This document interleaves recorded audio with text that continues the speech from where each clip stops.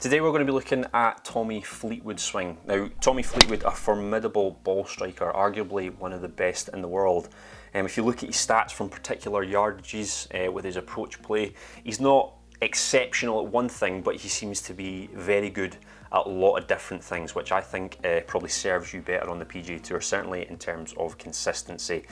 2018-2019 broke the $3 million mark. Had a very good couple of seasons there. He's been a little bit quiet as of late, but I have no doubt he's going to be back to incredible form just shortly. Now we'll start with setup. I won't go into too many specifics about his setup. Obviously the guy's a touring professional, his fundamentals are very sound. It kind of goes without saying with a lot of those guys. They set up to the golf ball very well, but just a couple of things that might help you with your game a little bit. Tommy is a drawer of the golf ball, so you can see down the line here, he does tend to set up a little bit closed to his target, just to help with that in to out swing. So again, if you want to draw the golf ball, it might be something worth trying. If we look at him front on here, what I do like is he seems to turn his toes out just a little bit in his setup. Now a little experiment for you, if you're out in the range, try turning your feet in when you're hitting some golf balls and see if you can still rotate your upper body as much. Some of you might be able to, some of you can turn your feet in and maintain a lot of flexibility, but what I've found in my experience is that turning the feet out slightly does help to give you a little bit more flexibility, allow you to turn the body a little bit more, and that's what this is really going to be centered around, because that's what Tommy tends to work on. So yeah, try turning the toes out just a little bit and it might help you with your upper body rotation into the backswing and into the follow through as well. Now, what you'll notice if you watch Tommy on TV is he often hits little 3/4 shots, even with his driver, as he's doing here in Dubai. This was a few years ago, but he still swings the club pretty much the same.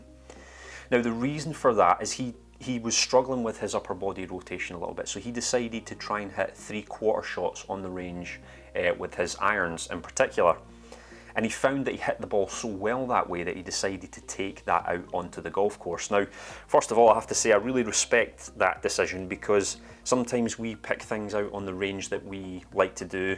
They might not look that great, they might not feel all that comfortable, but you get some good results, and it's quite hard to then take that out onto the golf course, or certainly have the confidence to do it. But his philosophy was, I'm hitting the ball well here, why can't I take it out onto the golf course? And as I say, it's served him very, very well. He's made a lot of money doing that. So the reason that this helps, it allows him to focus on just turning his upper body away from the ball. So down the line, he wants his chest facing down the line at the top of his backswing.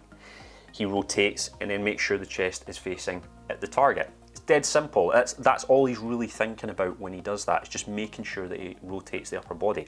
Now, if you just focus on that, you can't forget that you need to keep your hands moving as well. So it's all well and good rotating the upper body, but you need to have the hand speed there in order to get everything in sequence. If you leave the hands behind, you could leave the face open a little bit. You might end up losing the ball to the right. You could snatch at it a little bit, try and close the face off. You might start hitting a little hook. So one thing that you need to remember is that you need fast hands when you rotate the upper body. Now, a good way to get that is these little curtailed, shortened follow throughs that he uses when he's out in the golf course. Now, this sounds a little bit complicated. If you head out in the golf course and just hit a few shots and see if you can saw off your follow through, make it really short, almost feel like you need to stop as soon as you've hit the golf ball, what you'll find is that your hands tend to speed up.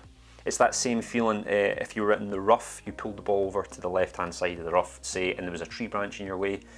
You had to hit the golf ball, but then stop before the club hits the tree. Obviously, we don't want to damage our clubs, they're extortionate these days. So you hit the ball, you try and stop as quickly as you can, and what you'll sometimes find is your hands tend to speed up through impact. I know that sounds a bit overcomplicated, but that's the best way I can imagine of explaining it. If you head out in the golf course, you might feel the same way. The hands tend to speed up a little bit, and that's going to help you with the upper body rotation. So I think that's a great idea. If you're out hitting some shots and you want to work on your release a little bit, try these little 3/4 shots. Try them on the range first and then take them out onto the golf course. Now, another thing that you might have noticed about Tommy's swing is he has a kind of Lee Westwood look about him at impact, I would say. Almost looks like his head dips a little bit and then it rotates. It turns under and it rotates at impact. Now, I'll show you on the screen here exactly what I mean, but as he goes down into impact, his head doesn't come up with the golf ball after he struck it, he tends to keep his head down for a little bit longer, and that's what gives him that look of it's almost like he's looking underneath the golf ball as he strikes it, and it leaves the club face. Now, when I was looking through his swing to see if I could find something that might be behind that, might be a reason for him doing that, I really couldn't see anything there. I think it's probably just something that he has naturally done for a long time. He just tends to keep his head down a little bit longer. But in my experience, once you've hit the golf ball, if you let the head rotate, sometimes that also helps with that upper body rotation. I actually wrote something on Matt Jones there, who just won on the PGA Tour, and it's all about allowing your head to lift as you hit the golf ball. So how often have we heard, after we've hit a bad shot, you lifted your head? Again, in my experience, it's generally quite rare that that actually happens. So you shouldn't be afraid to let the head rotate with the ball. As you can see on the screen here, Matt Jones almost lets his eye line follow the golf ball. And I really think that helps with the rotation. It gives you a little bit more room. Sometimes if you keep the head down too long, you tend to see that kind of chicken wing swing. I hate that phrase, but that's what it's known as. The left arm is a little bit bent at impact. You certainly see that with Lee Westwood a little bit, but of course, again, another great ball striker. He made it work for him. But if Tommy's looking to work on his rotation, that could be something that you could potentially look into. I doubt very much he's going to give me a phone for a lesson. If he does, that's probably the first thing we'll start working on. But as I say, he's made an absolute fortune. He's had some fantastic results, you know, multiple wins on the European Tour.